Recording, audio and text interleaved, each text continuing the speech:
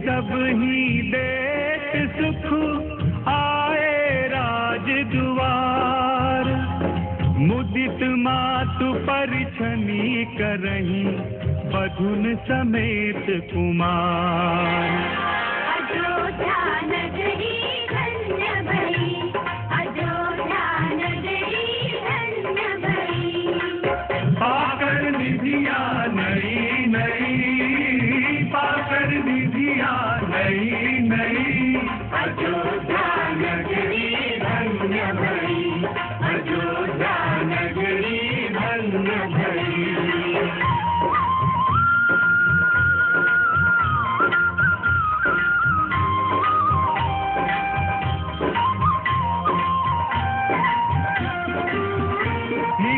नीति कुल रीति करी अर्घ पावड़े देत।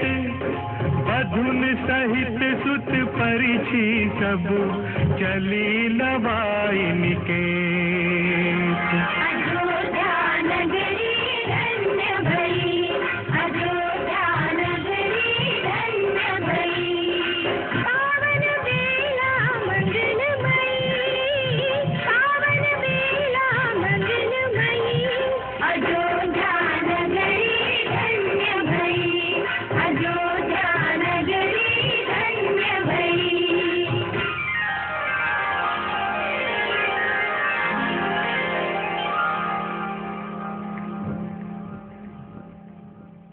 जपा कुसुम संकाशम काश्यपेयं महाद्युतिम। तमोहरिं सर्वपापघ्नं प्रणतो अस्मि दिवाकरम्। ओम सूर्यदेवाय नमः।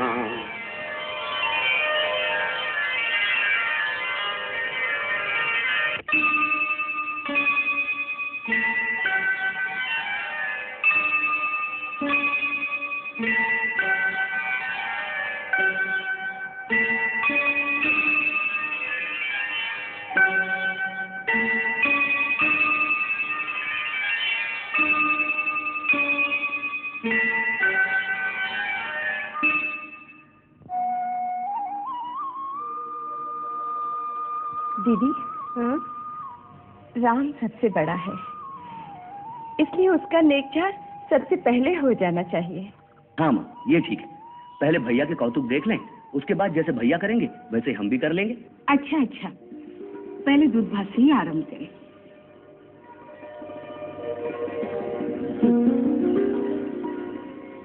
सीता बेटी, अपने हाथ से दूध भात राम को खिलाओ और घुल मिल के एक हो जाओ। लो, खिलाओ।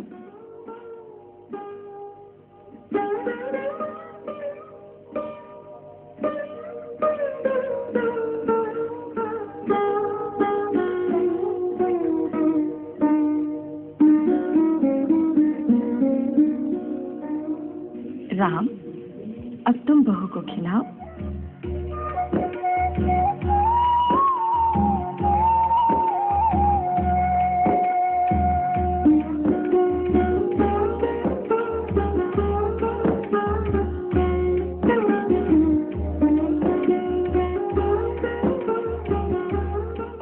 दीदी, अब भरत से कहो वो खिलाए।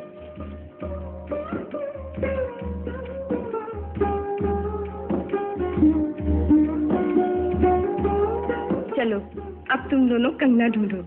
जो पहले ढूंढ के निकालेगा वही जीतेगा। देखें कौन निकालता है।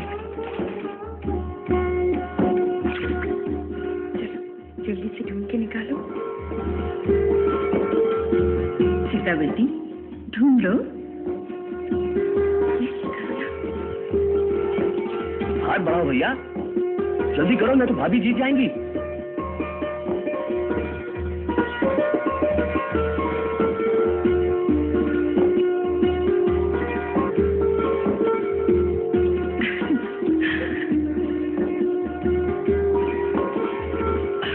भाभी जीत गई।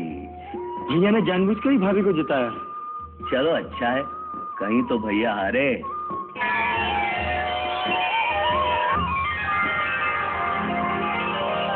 तरिकाश्रमित उनीद बस शयन करावहु जाई।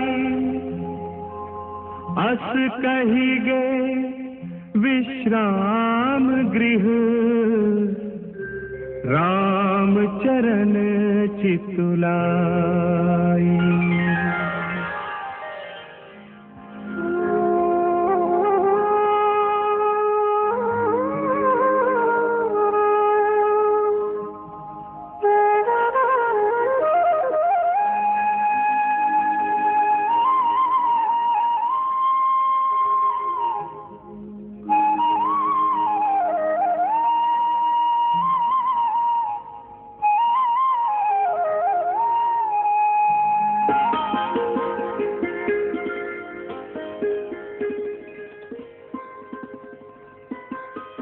ये क्यों? माँ ने कहा था अब आप ही मेरे परमेश्वर हैं। माँ का उपदेश तो सुन लिया, अब मेरा एक उपदेश सुनोगी? आज्ञा कीजिए, मैं तो आपकी दासी हूँ। तो पहली आज्ञा ये है कि मेरी दासी बनकर नहीं रहना।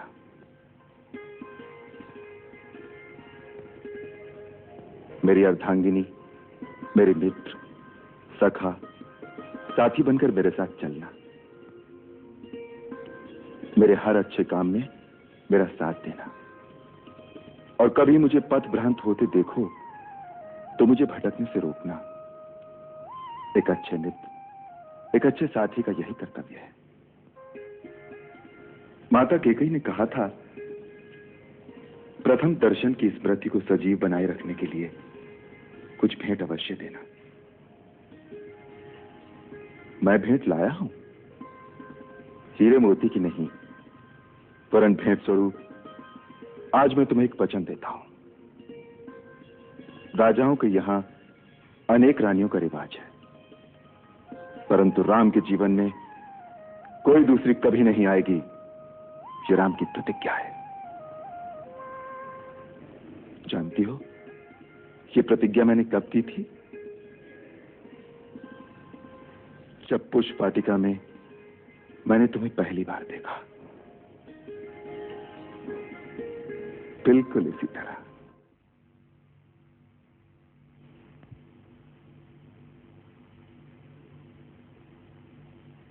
हमें रह रहकर महाराज जनक की वो करुण मुद्रा याद आ रही है।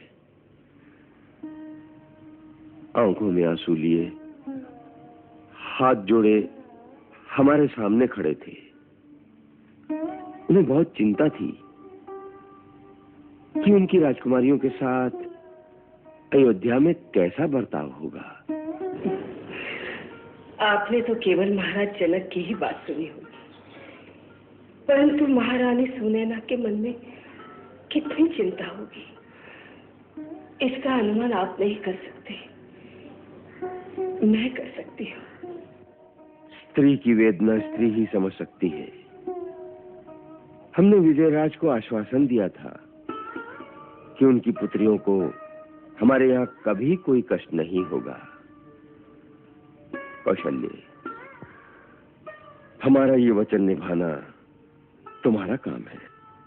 आप ये कहना चाहते हैं कि अयोध्या में कदाचित उनके साथ अच्छा बर्ताव न होने की आशंका भी है? नहीं नहीं, हम ये सोच भी नहीं सकते, परंतु केवल अच्छा बर्ताव ही तो पर्याप्त नहीं।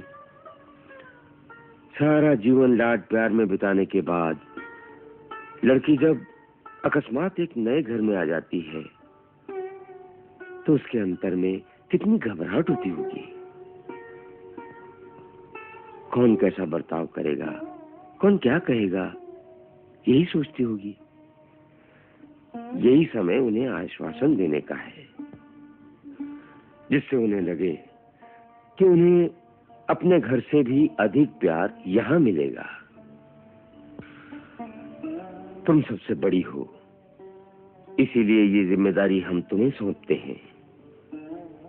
जैसे पलकों के बीच आंख की पुतली को संभाला जाता है, उसी तरह इन चारों को अपने प्यार के आंचल में लपेट के रखना। आप निश्चिंत रहिए, वो थोड़े ही दिनों में मिथिला को भूल जाएंगी।